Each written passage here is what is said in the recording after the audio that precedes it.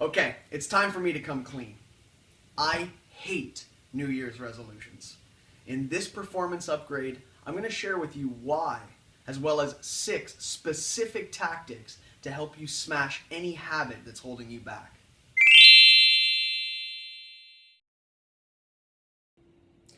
So as I was reviewing some of the comments that were left in some of the previous videos, a couple of things came up.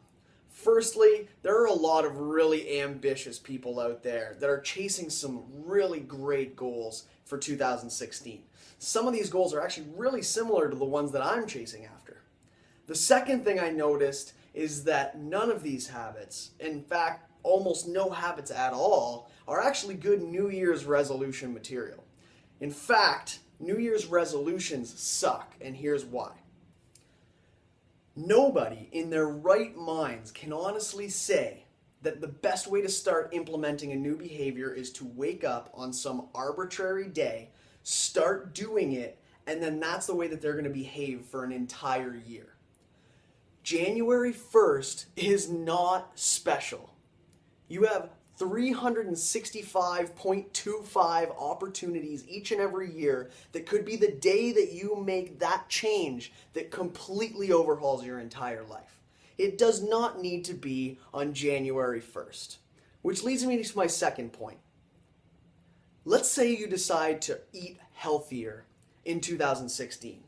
You put together a plan, you get a nutritionist, you plan your grocery trips and your meals and recipes for an entire year. What happens on day 4 when somebody brings their holiday Lindor stash to work and you're tempted to make a change? And all you can think of is the 361 days that you have left that are absolutely torture in order to hit your goal. Or what happens 5 weeks into the new year when the entire concept of the New Year's resolution has completely left your mind and you're faced with that choice between salad or cake? Isn't a year a really long time to promise yourself that you'll implement a new behavior? My point is this: New Year's resolutions are an honorable and admirable pursuit. Of course, creating positive changes to your life is a good thing. And the new year is a great opportunity to realign yourself with your goals. I just think that there's a far better way to approach these activities and get a far better result without all the added pressure of failure or defeat.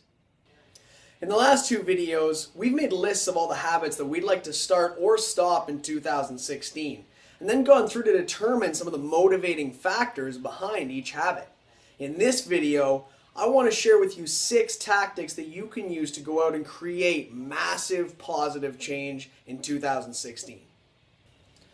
Number 1, make your habits easy. Humans are masters at coming up with really good excuses when we're challenged by our natural behavior. If you're trying to eat less sugary food this month, throw that crap out. Your family doesn't need it either, so it's no good in the cupboard to anybody else. If you're trying to go to the gym more often, make sure you're going to a gym that's close to your home or close to your work. Have a well-prepared gym bag ready at all times. If you're trying to save more money this year, set up automatic deposits into a TFSA or a tax-free savings account. Take away all of your excuses before they come up, and do it now while you're motivated. Don't wait for those times when the motivation has gone away. Number 2, replace your bad habits with your good ones. If you take a look through that list that we made in the first video, you'll probably find that a lot of the bad habits you have are really just reciprocals of the good habits you covet. So if you just went and threw out all of that sugary crap in your cupboard, or you threw out your last pack of cigarettes, replace them with something healthy and have that instead. Number 3, get accountable. Get a coach, find a friend, post online, create a community. Do something to publicly announce that you're pursuing a new habit. Surround yourself with people who are pursuing those same goals and hold each other accountable.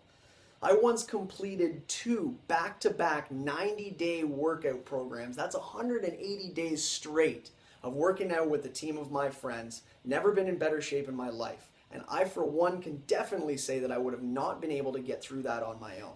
Accountability is key. Number 4, Leave reminders for your future self. This is a personal favorite and one that I came up with to keep myself on schedule for a regular meditation practice. After I do a meditation, I usually feel pretty great. So I'll use Siri on my iPhone to leave my future self a reminder about how great I feel having done this habit that I want to maintain. The cool part about this is that you can set the reminder for the specific time when you'll need to hear it most. And with the personal assistants on most smartphones, you can typically set these reminders in about 3 seconds. Number 5, overdo it. Have trouble eating too much sugar? Go to town on the sugar and sweets until you can't handle it anymore, and you won't want to look at those foods for a while. Now, obviously a lot of people are going to gawk at this idea, but for me personally, the best way to stop myself from doing something in the future is to do way too much of it right now. Now, obviously this is not a good tactic for every type of habit, so please use your best judgment, and if you're unsure, just ask. In Timothy Ferriss's The 4-Hour Body, he outlines the slow carb diet, which means following a really specific set of rules for 6 days out of the week. But on the 7th day, he recommends going to town on all of those foods that have tempted you over the first 6 days. Eat those foods until you don't even want to look at them again. You'll follow your body's natural rhythm, and you'll break your goals down into smaller, more manageable chunks. And finally, number 6, awareness, perspective, and reflection. Changing new habits and behaviors can be a long and difficult process. And it's important, especially in those moments where we slip and fall, to look back and see how far we've come. If you make it 14 days into your 30-day detox, don't look at that as a failure. Look at it as a 14-day detox and be proud and understand that you've already done amazing things for yourself. And keep up the good work. Take time to reflect daily, weekly, at an absolute maximum on how you're progressing towards your goals. And if things aren't going your way, just know that you can change that in an instant. You have that power, and you don't need to wait until tomorrow to get started. I want to help you stay accountable for your goals. Fire me an email, drop a comment below, let me know what you're working on, and I'd be glad to help you stay accountable and offer some personalized strategies to up your game in 2016.